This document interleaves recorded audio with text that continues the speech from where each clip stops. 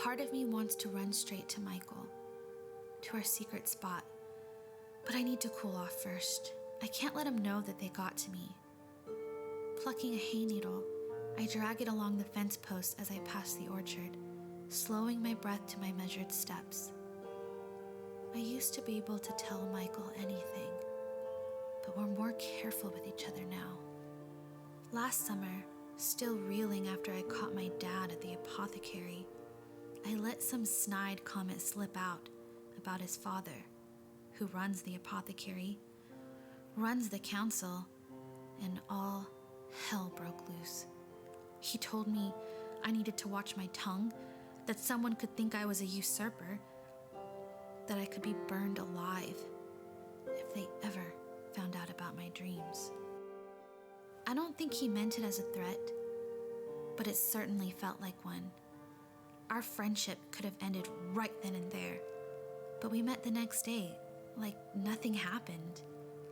In truth, we probably outgrew each other a long time ago, but I think we both wanted to hang on to a bit of our youth, our innocence, for as long as possible. And today will be the last time we'll be able to meet like this. When I come back from the grace year, if I make it back, he'll be married, and I'll be assigned to one of the labor houses. My days will be spoken for, and he'll have his hands full with Kirsten and the council during the evenings. He might come by for a visit, under the guise of some type of business. But after a while, he'll stop coming, until we both just nod to each other at church on Christmas. Leaning on the rickety fence, I stare out over the labor houses. My plan is to lie low, get through the year, and come back to take my place in the fields. Most of the girls who don't get a veil want to work as a maid in a respectable house, or at least at the dairy or the mill. But there's something appealing about putting my hands in the dirt, feeling connected to something real. My oldest sister, June, loved to grow things. She used to tell us bedtime stories about her adventures. She's not allowed to garden anymore, now that she's a wife. But every once in a while, I catch her reaching down to touch the soil, digging a secret cocklebur from her hem. I figure, if it's good enough for June, it's good enough for me. Fieldwork is the only job where men and women work side by side. But I can handle myself better than most. I may be slight, but I'm strong. Strong enough to climb trees and give Michael a run for his money.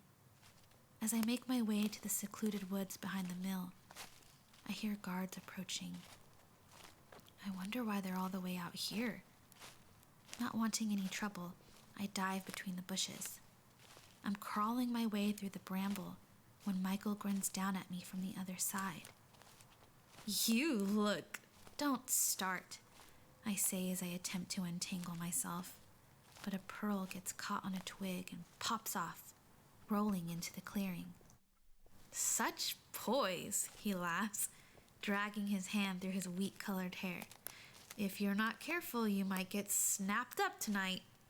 "Very funny," I say as I continue to crawl around. "Won't matter anyway, because my mother is going to smother me in my sleep if I don't find that pearl." Michael gets down on the forest floor to help me look. But what if it's someone agreeable? Someone who could give you a real home, a life. Like Tommy Pearson, I loop an imaginary rope around my neck to hang myself. Michael chuckles. "He's not as bad as he seems." "Not as bad as he seems? The boy who tortures majestic birds for fun?" "He's really very good with them." "We've talked about this," I say as I comb through the fallen scarlet maple leaves. "That's no life for me." He sits back on his heels, and I swear I can hear him thinking. He thinks too much. Is this because of the little girl? The girl from your dreams? My body tenses. Have you had any more? No. I force my shoulders to relax. I told you I'm done with all that.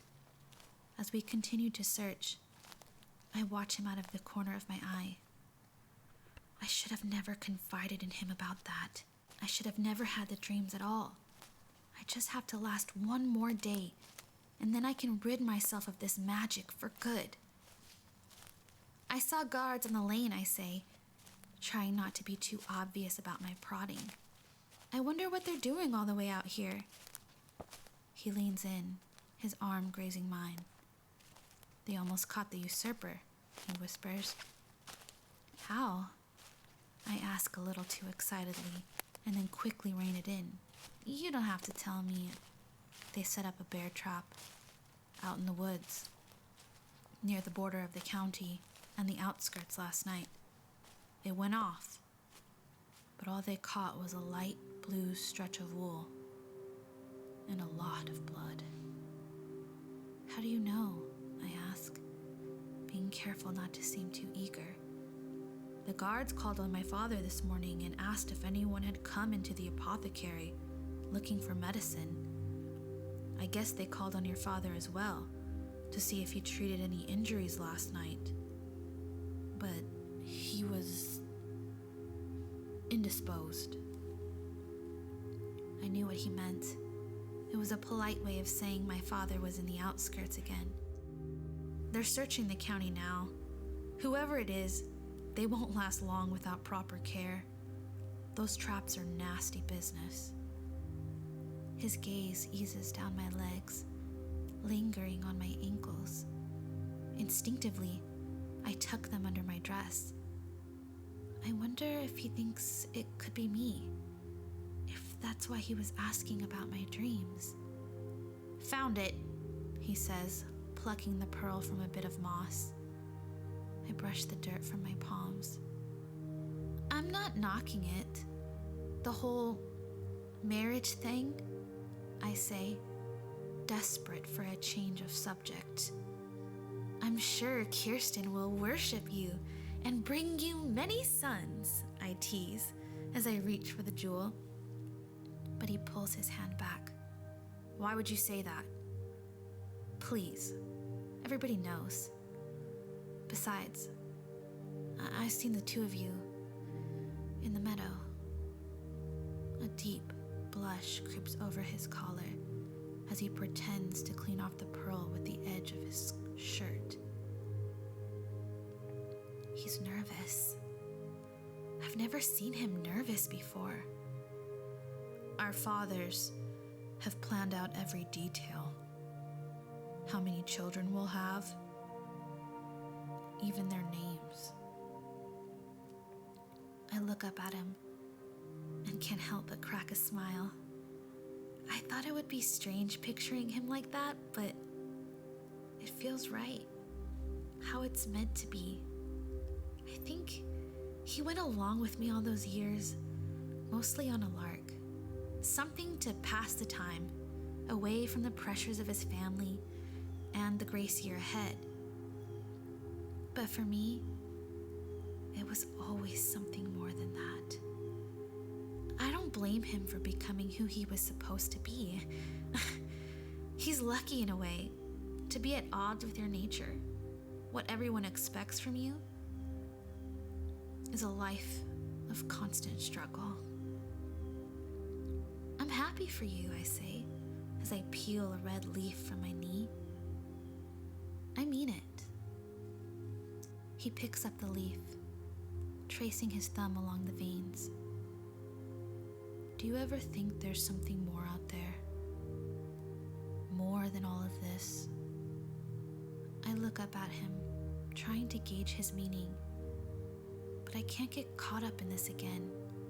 It's too dangerous.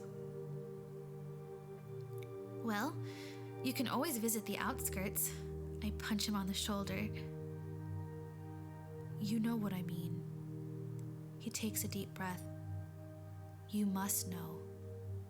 I snatch the pearl from him, slipping it into the hem of the sleeve. "Don't go soft on me now, Michael," I say as I stand. "Soon you'll have the most coveted position in the county, running the apothecary, taking your place as head of the council. People will listen to you. You'll have real influence." I attempt a simpering smile, which brings me to a tiny favor I've been meaning to ask. "Anything," he says as he gets to his feet. "If I make it back alive." "Of course you'll make it back. You're smart, tough, and..." "If I make it back," I interrupt, dusting off my dress the best I can. "I've decided I want to work in the fields, and I was hoping you could use your position on the council to pull some strings." "Why would you want that?" His brow knots up. "That's the lowest work available." "It's good, honest work, and I'll be able to stare up at the sky anytime I want. When you're eating supper, you can look down at your plate and say, 'My, that's a fine-looking carrot,' and you'll think of me. I don't want to think of you when I look at a damn carrot.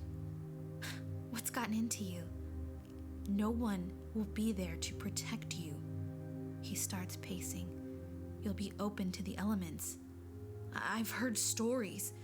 The fields are full of men, of bastards one step away from being poachers, and they can take you anytime they want." I'd like to see them try. I laugh as I pick up a stick, lashing it through the air. "I'm serious." He grabs my hand, mid-swipe, forcing me to drop the stick, but he doesn't let go of my hand. "I worry for you," he says softly. "Don't." I jerk my hand away, thinking how strange it feels to have him touch me that way. Over the years, we've beat each other senseless, rolled around in the dirt, dunked each other in the river. But somehow, this is different. He feels sorry for me. "You're not thinking straight," he says as he looks down at the stick, the dividing line between us, and shakes his head. "You're not listening to what I'm trying to tell you. I want to help you." "Why?" I kick the stick out of the way. "Because I'm stupid? Because I'm a girl? Because I couldn't possibly know what I want? Because of this red ribbon in my hair? My dangerous magic?" "No," he whispers, "because the tyranny I know would never think of me, wouldn't ask this of me. Not now, not while I'm..." He pulls his hair back from his face in frustration. "I only want what's best for you," he says as he backs away from me and goes crashing into the woods. I think about going after him, apologizing for whatever I've done to offend him. Take back the favor so we can part as friends.